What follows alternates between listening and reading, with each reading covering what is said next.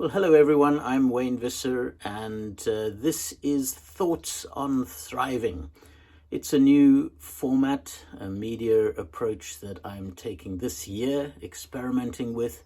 And the idea really is to share with you some reflections fairly regularly on thriving. And in each of these short video logs, what I hope to do is share three things. The first is something from the book, Thriving, the Breakthrough Movement to Regenerate Nature, Society and the Economy. Some of you will have read it, others of you, I hope, will be stimulated to read it. But what I'll be doing is taking it a page at a time and just drawing out one thought, one idea, one reflection from each page. And so you can also follow along if you like, look at what's behind that thought, and of course add your own thoughts and comments and suggestions and reflections.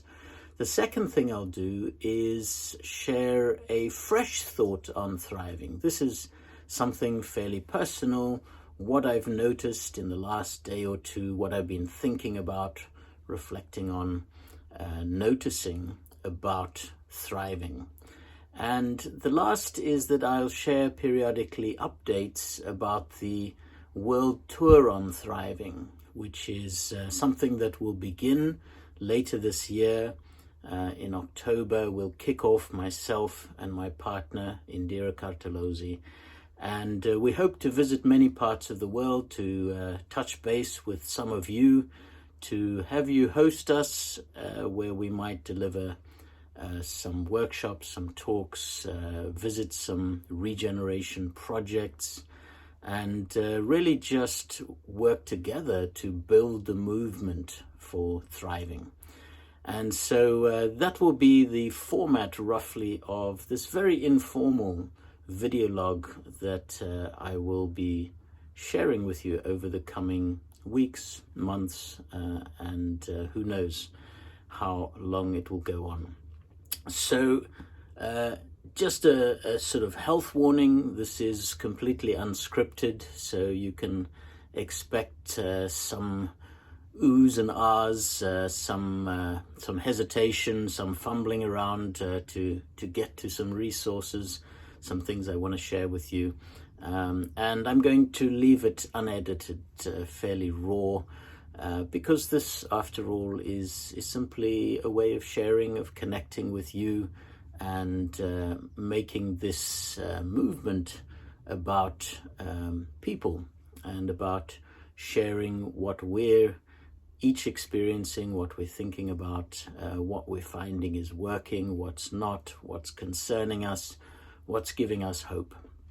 So enough of a preamble. Let me dive into this first week, this first day of Thoughts on Thriving. And if I look to the book, Thriving, which, as I say, some of you may already have, you may be familiar with it, you may have read it, or you may not have, either in its hardback or audio version, or in its e-version. But if I turn to page 1, this is the prologue entitled Hope. The one thing I want to focus on this week is the quote by Gro Harlem Brundtland. Now, many of you will know that she's a big name in sustainability, former Prime Minister of Norway. She was invited by the United Nations to chair the World Commission on Environment and Development, and in 1987 issued Our Common Future, the report on the findings of this Commission on Environment and Development, and most famously in that report for the first time coined and defined sustainable development that meets the needs of our current generation without compromising the ability of future generations to meet their needs. And of course, that became the foundation for going on and organizing the Rio Earth Summit of 1992, where we had the largest gathering of heads of state ever, to focus on these issues. Now, Why do I start with this? Well, let me begin with the quote itself, and then I'll reflect a little bit why I think it's so important.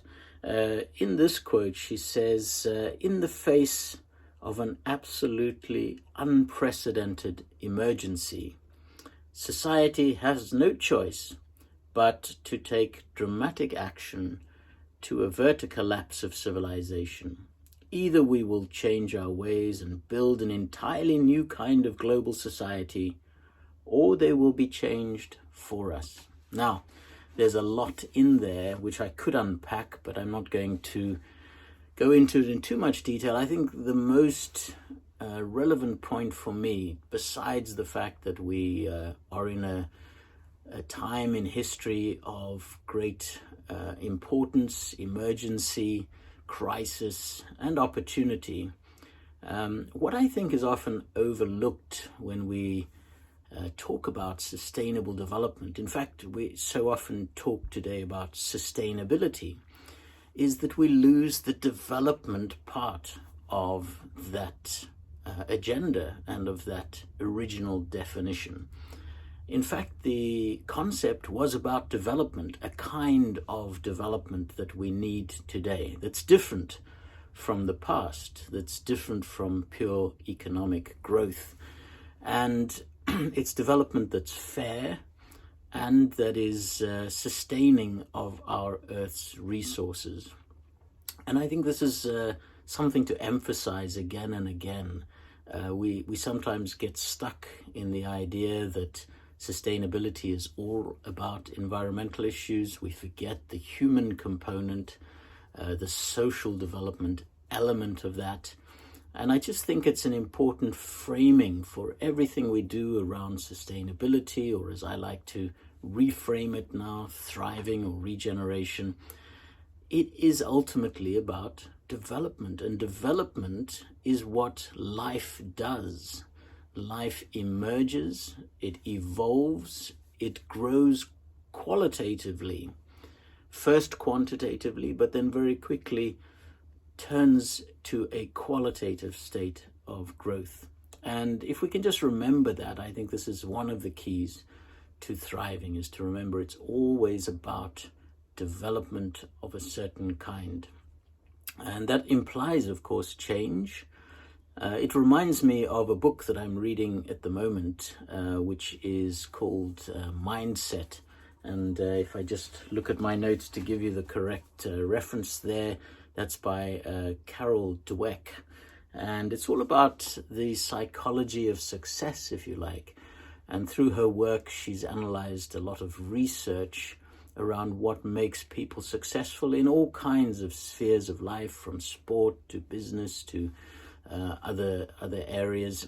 And what she finds is a distinction between two different mindsets, what she calls a fixed mindset and a growth mindset. And I just think this echoes very nicely what I'm saying about development.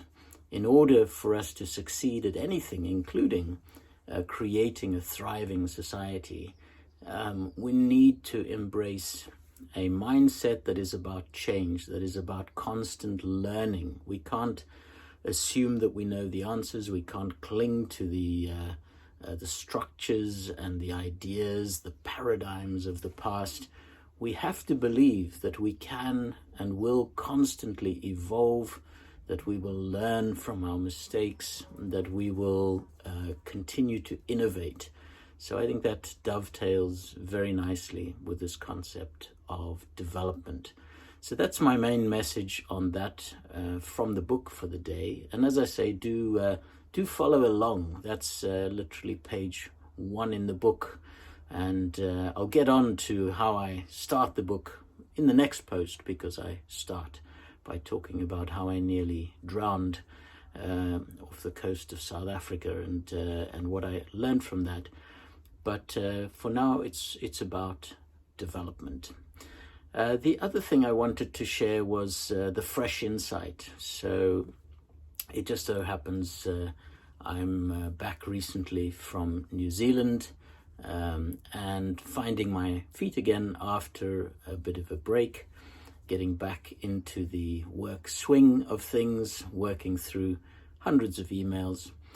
And why do I mention this? Because one of my realizations over the past few days, one of my resolutions, in fact, is that we need to cultivate the land, prepare the ground for thriving to be able to occur. And this applies at the level of society, but also at the level of our own lives and our family lives.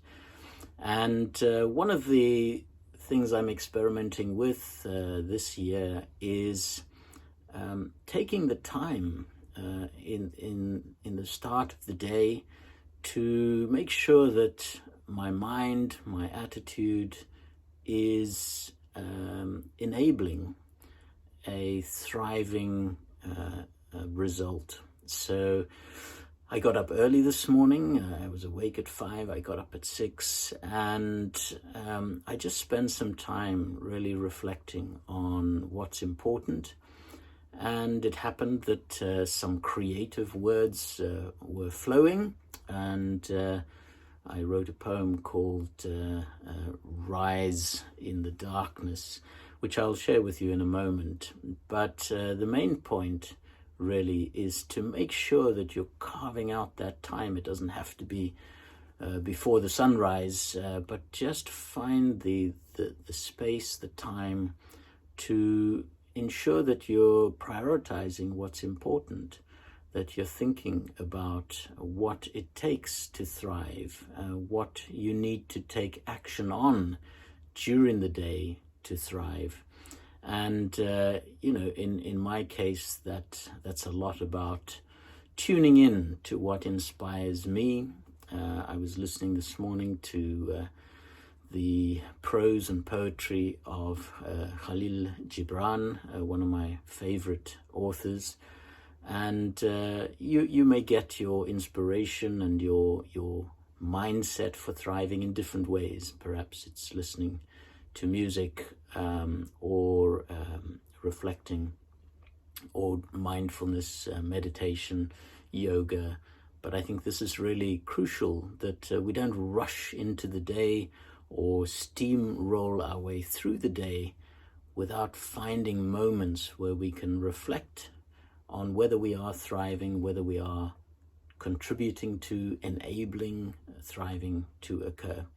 So let me share with you that poem, just since it came this morning, since it was a little bit of a muse attack.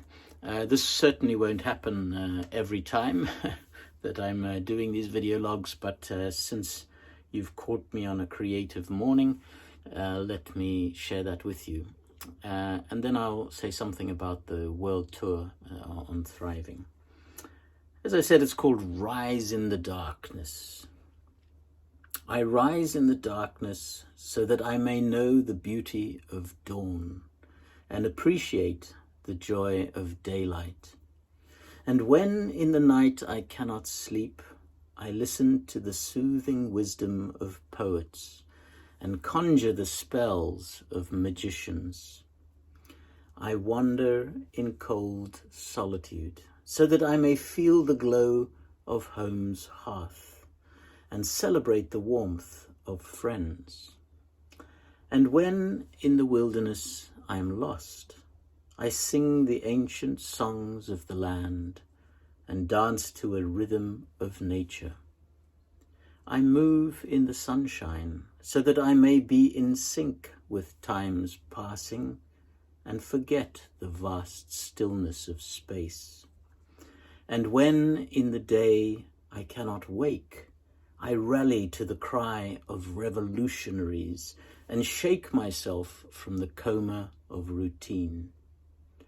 I tremble with fevered passion so that I might long for quiet solitude and value the emptiness of mind.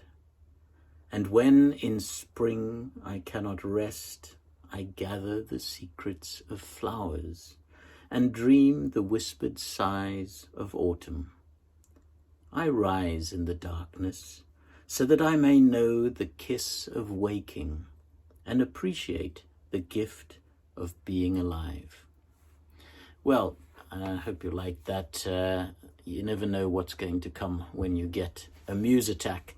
So let me end today's rather lengthy reflection. I expect future video logs will be shorter, but let me end by saying a little bit about the Thriving World Tour.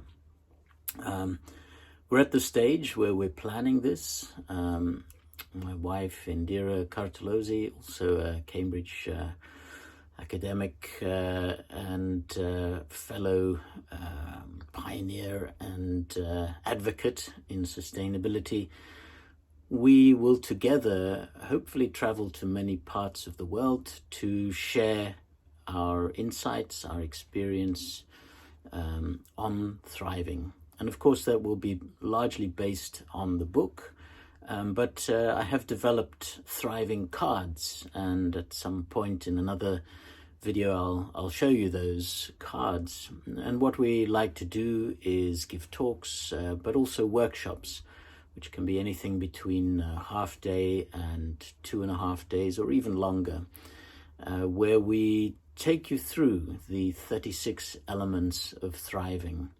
And that includes, for example, the 6 great transitions from breakdown to breakthrough and market opportunity that we need to go through in order to get to thriving. It includes the 6 scientific principles or keys to thriving, which is a lot about systems thinking, system science.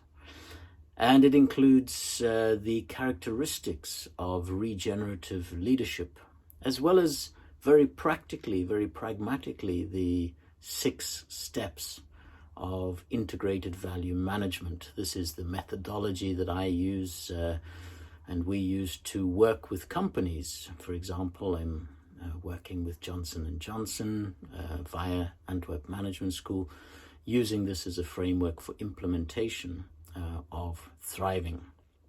And so we would love the opportunity to share that with you, with your organization, with your clients, whoever it is that you think might benefit from that. And so we're inviting expressions of interest to host us. And do get in touch via LinkedIn. That's normally the best way. And then I'll pass on the form, very simple form to register your expression of interest to host us, and then we'll figure out whether we're able to fit your city, your country, and your organization or event into the Thriving World Tour. We hope to also visit many regeneration projects on the ground wherever we may be traveling, so that we can continue to share the inspiration with the movement that is building around this concept of thriving. So you don't need to know all the details. You don't need to know when you might be able to host us or where the funding might come from at this stage, or who might host us. But if you're interested, if you would like us to visit, then please do reach out so that we can start to make the puzzle. The tour will run from October this year, 2023, to September next year, and we're really excited. And it really makes a difference to meet people in person and to share learning and to learn from you as well. It'll be very much about gathering insights from what is going on the ground in your world, in your sphere of influence, in your community, in your society. So we look forward to hearing from many of you. Thank you for listening to this initial Thoughts on Thriving video blog, and I hope you'll tune in again. I'll try to post these fairly regularly, and feel free to share, to subscribe. Best way is probably to subscribe to my YouTube channel, Wayne Visser. And make sure, of course, that we're connected on LinkedIn and that you've subscribed to the purpose-inspired newsletter, where I'll also, on a monthly basis, share updates of these video logs. So thanks once again, and all the best. I hope that you thrive.